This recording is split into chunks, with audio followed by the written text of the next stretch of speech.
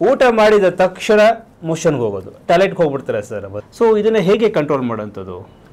So ಊಟ ಮಾಡಿದ ತಕ್ಷಣ ಮೋಷನ್ಗೆ ಹೋಗ್ತಾರೆ ಅಂದರೆ ಇದು ಚಿಕ್ಕ ಮಕ್ಕಳಲ್ಲಿ ದೊಡ್ಡವರಲ್ಲಿ ಇದರಲ್ಲಿ ಬರುತ್ತೆ. ಹೌದು, ತುಂಬಾ ಕ್ರಾನಿಕ್ ಆದಾಗ ಇದನ್ನ ಇಂಗ್ಲಿಷ್ ಮೆಡಿಸಿನ್ ಅಲ್ಲಿ IBS ಅಂತ ಕರೀತಾರೆ, ಇರಿಟೇಬಲ್ ಬೌವಲ್ ಸಿಂಡ್ರೋಮ್ ಅಂತೇಳಿ. ತುಂಬಾ ಜನ ಕೇಳ್ತಾರೆ ಲೈಫ್ ಲಾಂಗ್ ಇರುತ್ತೆ ಇದು, ಇದ್ರ ಜೊತೆನೆ ಅಡ್ಜಸ್ಟ್ ಆಗ್ಬಿಡಿ ಹಿಂಗೆ ಅಂತ. ಹೌದು ಹೌದು ಹೌದು, ಅಭ್ಯಾಸ ಆಗ್ಬಿಟ್ಟಿದೆ, ಅವರು ರೆಡಿ ಆಗ್ಬಿಡ್ತಾರೆ ಸರ್. ಬಟ್ ಈ ಸಮಸ್ಯೆಯಿಂದ ಹೊರಗೆ ಬರೋದಕ್ಕೆ ಆಡ್ಲಿ ಒಂದು 2-3 ವಾರ ಟೈಮ್ ತಗೊಳುತ್ತೆ ಅಷ್ಟೇ. ಹೌದಾ? Simple logic care. ಸ್ಟಮಕ್ದು ಒಟ್ಟು ಎನರ್ಜಿ ಯಾವಾಗಲೂ ಅಪ್ವರ್ಡ್ ಫ್ಲೋ ಇರುತ್ತೆ, ಅಗ್ನಿ ಹಿಡಿದಿಟ್ಕೊಂಡಿರುತ್ತೆ. ಅಗ್ನಿ ನೀವೇನೇ ಊಟ ಮಾಡಿ ಓಲ್ಡ್ ಮಾಡುತ್ತೆ ಅದನ್ನ. ಅದಕ್ಕೆ ನಾವು ಅದನ್ನ ಪೃಥ್ವಿಯ ಸಂಕೇತ ಅಂತೀವಿ. ಪೃಥ್ವಿ ಭೂಮಿ ಎಲ್ಲದನ್ನ ಹೆಂಗೆ ಹಿಡಿದಿಟ್ಕೊಳುತ್ತೋ ಒಟ್ಟೆ ಭೂಮಿಯ ಜಠರನ್ನು ಹಿಡಿದಿಟ್ಕೊಂಡಿರುತ್ತೆ. ಎಲ್ಲಿವರೆಗೂ ಇಟ್ಕೊಂಡಿರುತ್ತೋ ಅಲ್ಲಿವರೆಗೂ ಸ್ಟಮಕ್ ಚೆನ್ನಾಗಿದೆ. ಅದಕ್ಕೆ ಹಿಡಿದಿಟ್ಕೊಳಕ್ ಆಗ್ತಾ ಇಲ್ಲ ಅಂದ್ರೆ ಅದು ವೀಕ್ ಆಗಿದೆ ಅಂತ. ಫಾರ್ ಎಕ್ಸಾಂಪಲ್ ಊಟ ಮಾಡಿದ್ಮೇಲೆ ಉಳಿ ತೇಗ್ ಬರ್ತಾ ಇದೆ, ಎಸಿಡಿಟಿ, ಆಸಿಡ್ ರಿಫ್ಲೆಕ್ಸ್ ಆಗ್ತಿದೆ. ಯಾಕೆ? ಆಹಾರನ ಮತ್ತು ಆಸಿಡ್ ನ ಜಠರ ರಸನ ಹಿಡಿದು ಇಟ್ಕೊಳಕ್ ಆಗ್ತಾ ಇಲ್ಲ. ಇನ್ನೊಂದು ಊಟ ಮಾಡುತ್ತಾರೆ ಮೋಷನ್ಗೆ ಹೋಗ್ತಾ ಇದ್ರೆ, ಯಾಕಂದ್ರೆ ಆ ಆಹಾರನ ಹಿಡಿದಿಟ್ಕೊಳಕ್ ಆಗ್ತಾ ಇಲ್ಲ, ಎನರ್ಜಿನ.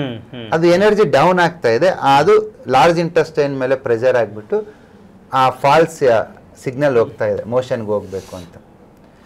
ಸೊ ನಿಮ್ಗೆ ಎಸಿಡಿಟಿ ಆಗಿದೆ ಅಂದ್ರೂ ಊಟ ಮಾಡಿದ್ಮೇಲೆ ಮೋಷನ್ ಹೋಗ್ತೀರ ಅಂದ್ರೂ the logic is stomach is weak. ಅಷ್ಟೇ, ಡೈಜೆಷನ್ ವೀಕ್ ಆಗಿದೆ ಅಷ್ಟೇ, ಇನ್ನೇನಿಲ್ಲ. ಸ್ಟ್ರೆಂಥನ್ ಮಾಡೋದು ಹೆಂಗೆ? ಸ್ಟಮಕ್ನ ಸ್ಟ್ರೆಂಥನ್ ಮಾಡಬೇಕು. For example one of the best exercise for stomach ಏನಪ್ಪ ಅಂದ್ರೆ ವಾಕಿಂಗ್. ವಾಕ್ ಅಷ್ಟೇ, ದಿನ ಒಂದು 7-8 ಕಿಲೋಮೀಟರ್ ವಾಕ್ ಮಾಡಿ, ಆ ಪ್ರಾಬ್ಲಮ್ ಹೋಗ್ಬಿಡುತ್ತೆ ಒಂದು ತಿಂಗಳಿಗೆ. ಹೌದಾ? Very natural. ನಿಮ್ಮ ಬಣ್ಣ ಚಿಕಿತ್ಸೆನಲ್ಲಿ ಅದನ್ನು ಹೇಳ್ತೀನಿ. ಅಷ್ಟೆಲ್ಲ ವಾಕ್ ಮಾಡೋಕ್ಕಾಗಲ್ಲ ಸರ್, ಟಕ್ ಅಂತ ಹೋಗ್ಬೇಕಂತೀರಾ? ಇಲ್ಲಿ ನೋಡಿ, ನಿಮಗೆ ಹಾಕಿ ತೋರಿಸ್ಬಿಡ್ತೀನಿ. ಯಾರಿಗಾದ್ರೂ IBS ಇದೆ, ಇರಿಟೇಬಲ್ ಬೌವಲ್ ಸಿಂಡ್ರೋಮ್ ಇದೆ, ಊಟ ಮಾಡಿದ್ಮೇಲೆ ಮೋಷನ್ಗೆ ಹೋಗ್ತಾರೆ ಅಂತಂದ್ರೆ ವೆರಿ ಸಿಂಪಲ್. ಇದು ದೇಹದ ರಿಫ್ಲೆಕ್ಸು. ಇದು 2 ಕಾಲು 2 ಕೈ, ಇದು ತಲೆ ಭಾಗ, ಇದು ದೇಹದ ಮುಂಭಾಗ, ಇದು ದೇಹದ ಹಿಂಭಾಗ, ಇದು ಹಿಂಭಾಗ. ಓಕೆನಾ? ಬ್ಯಾಕ್ ಪೇನು ಅದು ಇದ್ರೆ ಹಿಂದಕ್ಕೆ ಕೊಡ್ತೀವಿ, ದೇಹದ ಮುಂಭಾಗ. ಇದು ಇವ ನೋಡಿ, ಇದು ತಲೆ ಭಾಗ, ಇದು ಎದೆ ಭಾಗ, ಎದೆ ಕೆಳಗಡೆ stomach. So first yellow colour ಹಾಕಿ. ಎಲ್ಲೋ ಪೃಥ್ವಿಯ ಸಂಕೇತ. ಭೂಮಿಗೆ ಏನೇ ವಾಪಸ್ ಹೋಗ್ಬೇಕಂದ್ರೆ ಎಲ್ಲೋ ಆಗುತ್ತೆ. ಒಂದು ಎಲೆ ಉದ್ರಬೇಕಂದ್ರೆ ಯಾವ ಕಲರ್ ಆಗುತ್ತೆ?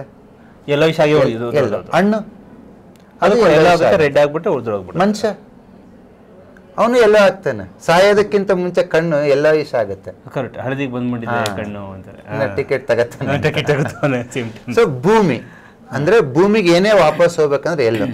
ನಿನ್ನ ಜಠರ ಭೂಮಿ ಸಂಕೇತ ಆಗಿರೋದ್ರಿಂದ ಹಿಡಿದು ಇಟ್ಕೊಳಕ್ ಆಗ್ತಿಲ್ಲ ಆಹಾರನ, ಅದಕ್ಕೆ ಮೋಷನ್ ಹೋಗ್ತಾ ಇದೆ, ಇಲ್ಲ ಲೂಸ್ ಮೋಷನ್ ಹೋಗ್ತಾ ಇದೆ, ದಿನಕ್ಕೆ 8-10 ಸತಿ ಮೋಷನ್ ಹೋಗ್ತಿದೆ, ಊಟ ಮಾಡಿದ್ಮೇಲೆ ಮೋಷನ್ ಹೋಗ್ತಿದೆ. ಎಲ್ಲದು ಸ್ಟಮಕ್ ವೀಕ್ನೆಸ್.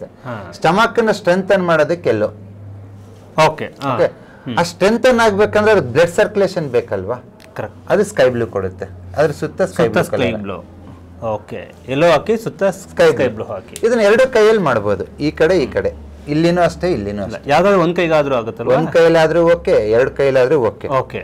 ನಿಮ್ಗೆ ಮ್ಯಾಕ್ಸ್ ಟು ದಿ ಮ್ಯಾಕ್ಸ್ 2-3 ವಾರಕ್ಕೆ ಪ್ರಾಬ್ಲಮ್ ಸಾಲ್ವ್ ಆಗುತ್ತೆ. ನಿಮ್ ಪ್ರಾಬ್ಲಮ್ 10 ವರ್ಷ ಹಳೇದಿದ್ರು ಈ 2-3 ವಾರದಲ್ಲಿ ಸ್ಟಮಕ್ ಸ್ಟ್ರೆಂಥನ್ ಆಗೋ ಟೈಮಲ್ಲಿ ಸಿಹಿಯಾದ ಆಹಾರ ಕೊಡಬಾರ್ದು. ನಾನು ಅರ್ಥ ಹೊಟ್ಟೆ ಕೊಡಬಾರ್ದು. ಸಕ್ಕರೆ, ಬೆಲ್ಲ, ಹನಿ, ಹಣ್ಣುಗಳು, ಸ್ವೀಟ್ 3 ವಾರ ಸ್ಟಾಪ್ ಮಾಡಿ. ಮತ್ತೆ 3 ವಾರ ನಾನ್ ವೆಜ್ ತಿನ್ಬೇಡಿ. ಯಾಕಂದ್ರೆ ನಾನ್ ವೆಜ್ ಆರ್ಟಿ ಡೈಜೆಸ್ಟ್ ಅಲ್ವಾ? 3 ವಾರ ಸ್ಟಾಪ್ ಮಾಡಿದ್ರೆ ಸಾಕು, 4ನೇ ವಾರಕ್ಕೆ ಎಲ್ಲ ತಿನ್ನಿ. ಹೌದಾ? ಆಮೇಲೆ ಇಷ್ಟು 3 ವಾರ ಬಿಟ್ಟಿದ್ದೀನಿ ಅಂದ್ಬಿಟ್ಟು ಸಿಕ್ತಂಗೆ ಮತ್ತೆ ತಿನ್ನೋಕೆ ಶುರು ಮಾಡಿದ್ರೆ ಮತ್ತೆ ಸ್ಟಮಕ್ ವೀಕ್ ಮಾಡಬೇಡಿ. ನೀವು ಟೆಕ್ನಿಕ್ ಕೇಳ್ಕೊಟ್ಟಿದ್ದೀನಲ್ಲ, ಗೊತ್ತಾಯ್ತು. Any time you can strengthen. So ಇದು ಊಟದ ನಂತರ ಮೋಷನ್ ಹೋಗೋದಕ್ಕೆ ನೀವು ಅದನ್ನ ಹೇಳ್ಕೊಟ್ರಿ. 2-3 ದಿನ ಆದ್ರೂ ಮೋಷನ್ ಮಾಡಿರಲ್ಲ. 3 ದಿನ, ಕೆಲವು ಮಕ್ಳದು ಅದೇ ಕಂಪ್ಲೇಂಟು, 3 ದಿನ ಆದ್ರೂ ಮೋಷನ್ ಆಗಿಲ್ಲವಲ್ಲ ನೀವು ಅಂತ. ಇದು ರೈಟ್ ನ್ಯೂಸ್.